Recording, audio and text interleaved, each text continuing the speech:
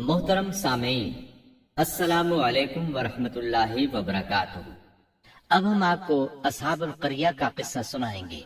اصحاب القریہ کا قصہ اللہ تعالیٰ نے سورہ یاسین میں بیان فرمایا ہے۔ اللہ تعالیٰ اس سورہ کی آیت 13 میں فرماتے ہیں، اور آپ ان کے سامنے ایک مثال یعنی ایک بستی والوں کا قصہ بیان کیجئے جبکہ اس بستی میں کئی رسول آئے۔ اکثر مفسرین کے قول کے مطابق یہ بستی انطاکیہ ہے۔ یہ ملک شام کے شمال میں ترکی کے قریب واقع ہے۔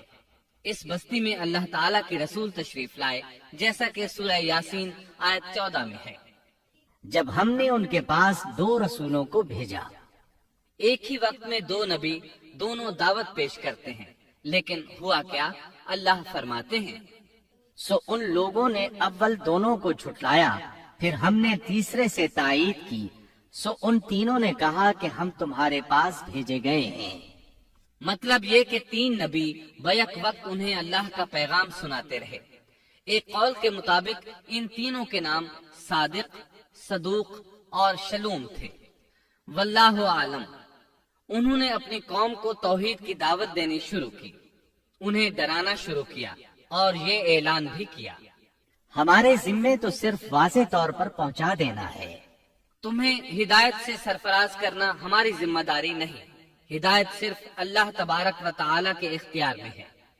ان میں سے کچھ بدبخت لوگ سابقہ بدبخت قوموں کی طرح کہنے لگے، ان لوگوں نے کہا تم تو ہماری طرح معمولی آدمی ہو اور رحمان نے کوئی چیز نازل نہیں کی، تم نرا جھوٹ بولتے ہو۔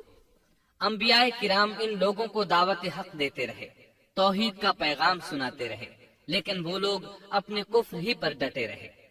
انہوں نے کہا کہ ہم تو تمہیں منحوس سمجھتے ہیں، اگر تم باز نہ آئے تو ہم پتھروں سے تمہارا کام تمام کر دیں گے اور تمہیں ہماری طرف سے سخت تکلیف پہنچے گی۔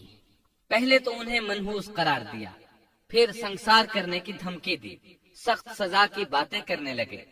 انبیاء نے انہیں جو جواب دیا سورہ یاسین آیت 19 میں اس طرح ہے، ان رسولوں نے کہا کہ تمہاری نحوست تمہارے ساتھ ہی لگی ہوئی ہے، کیا اس کو نحوست سمجھتے ہو کہ تمہیں نصیحت کی جائے، بلکہ تم حد سے نکل جانے والے لوگ ہو۔ مطلب یہ تھا کہ تم سابقہ قوموں سے بھی آگے بڑھ چکے ہو، ان تمام حدوں کو پھلانگ چکے ہو جن کی وجہ سے سابقہ قومیں تباہ و برباد ہوئی۔ اب تم نے اس آخری حد کو چھو لیا ہے جس پر عذاب آ جایا کرتا ہے۔ اب بھی وقت ہے، ہماری بات مان لو۔ یہ بحث ہو رہی تھی کہ ایک آدمی وہاں آ پہنچا۔ اس نے خطرہ محسوس کر لیا تھا، جان چکا تھا کہ یہ قوم بھی سابقہ قوموں کی طرح حدود کو پھلانگ چکی ہے۔ اسے عذاب آتا محسوس ہو رہا تھا۔ اکثر مورخین کا کہنا ہے کہ وہ شخص حبیب نجار تھا۔ سورہ یاسین آیت 20 میں ہے، اور ایک شخص اس شہر کے آخری حصے سے دوڑتا ہوا آیا۔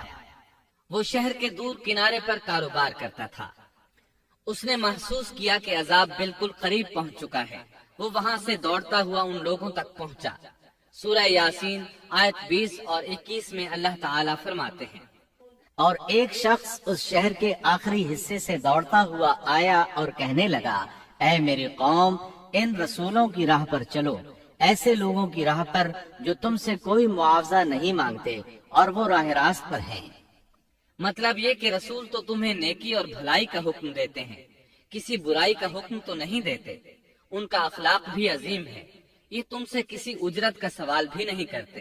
اس کے بعد اس نے جو کہا آیت 22 اور 23 میں مذکور ہے، اور مجھے کیا ہو گیا ہے کہ میں اس کی عبادت نہ کروں جس نے مجھے پیدا کیا، اور تم سب اسی کی طرف لوٹائے جاؤ گے۔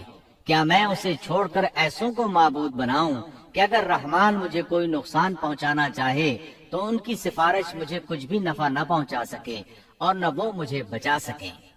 یہ جھوٹے معبود تو مجھے بچانے یا چھڑوانے کی ذرا بھی طاقت نہیں رکھتے۔ اگر اللہ تعالیٰ مجھے کسی طرح کی تکلیف پہنچانا چاہیں تو یہ میرے کچھ بھی کام نہیں آ سکتے۔ سورہ یاسین آیت 24 اور 25 میں آتا ہے، پھر تو میں یقیناً کھلی گمراہی میں ہوں، میری سنو، میں تو سچے دل سے تم سب کے رب پر ایمان لا چکا۔ یہ باتیں سن کر قوم کے لوگ غصے میں آ گئے اور کہنے لگے اچھا کیا تو بھی ان کے ساتھ ہے؟ غصے میں اس پر پل پڑے اور نیچے زمین پر پٹخ دیا۔ لوگ اسے مارنے پیٹنے اس کے اوپر چڑھ کر کودنے لگے۔ ابن عباس رضی اللہ عنہما بیان کرتے ہیں کہ اس کے پیٹ پر چڑھ کر کودنے لگے، یہاں تک کہ اس کی آنتیں باہر نکل آئیں۔ بالآخر انہوں نے اسے شہید کر دیا۔ سورہ یاسین آیت 26 میں ہے۔ ارشاد ہوا جا جنت میں داخل ہو جا، یعنی اس سے فوراً ہی یہ کہہ دیا گیا کہ جنت میں داخل ہو جا، کیونکہ وہ شہید ہوا تھا۔ یہاں اللہ تعالیٰ نے بات کو بہت مختصر بیان کیا، پوری تفصیل بیان نہیں کی کہ انہوں نے اسے پکڑا، مارا، پھر شہید کیا، اور اس کے بعد اس کے لیے حکم ہوا کہ جنت میں داخل ہو جا، اور یہ بالکل واضح بات ہے۔ وہ فوراً جنت میں داخل ہو گیا، اور جو ہی وہ جنت میں داخل ہوا کہنے لگا کاش میری قوم کو بھی علم ہو جاتا کہ میرے پروردگار نے مجھے بخش دیا اور مجھے عزت داروں میں شامل کر دیا۔ بس شہید ہوتے ہی سب گناہ ختم ہو گئے۔ اللہ کے راستے میں شہادت سے بڑھ کر کوئی شہادت ہو بھی تو نہیں سکتی۔ اللہ تعالیٰ کی بارگاہ میں دعا ہے وہ ہم سب کو بھی اپنی راہ میں شہادت نصیب فرمائے، اس لیے کہ شہید کو اللہ کی طرف سے وہ اعزاز اور اکرام ملتا ہے جو کسی اور کو نصیب نہیں ہوتا۔ اب اس قوم کی سنیے جس نے اسے شہید کیا تھا۔ اللہ تعالیٰ سورہ یاسین آیت 28 اور 29 میں فرماتے ہیں، اس کے بعد ہم نے اس کی قوم پر آسمان سے کوئی لشکر نہیں اتارا اور نہ اس طرح ہم اتارا کرتے ہیں، وہ تو صرف ایک زور کی چیخ تھی کہ یکا یک وہ سب بجھ بجھا گئے۔ اس موقع پر جبریل علیہ السلام اکیلے ہی آئے تھے اور انہوں نے ایک چیخ ماری تھی، اور بس وہ سب کے سب اسی دم بجھ گئے، مر گئے۔ اللہ تعالیٰ آیت 30 میں فرماتے ہیں، ایسے بندوں پر افسوس، کبھی بھی کوئی رسول ان کے پاس نہیں آیا جس کی ہنسی انہوں نے نہ اڑائی ہو۔ یہ جبریل امین علیہ السلام کون ہیں، کیا ہیں؟ اللہ کی مخلوق میں سے ایک مخلوق ہیں۔ ان کی صرف ایک چیخ سے وہ سب وہیں ڈھیر ہو گئے، ایسے بن گئے جیسے آگ کے انگارے بجھے ہوئے ہوتے ہیں۔ سبحان اللہ، پاک ہے وہ ذات جو زبردست قوتوں والی ہے اور جس نے جبریل علیہ السلام کو پیدا فرمایا ہے۔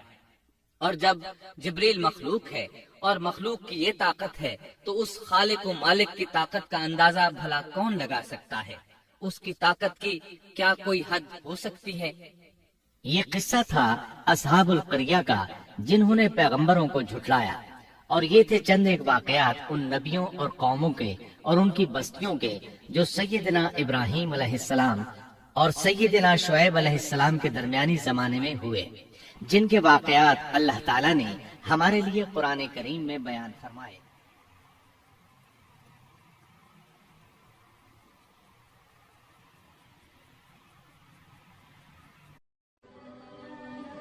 Thanks for watching. Don't forget to like, comment, share and subscribe to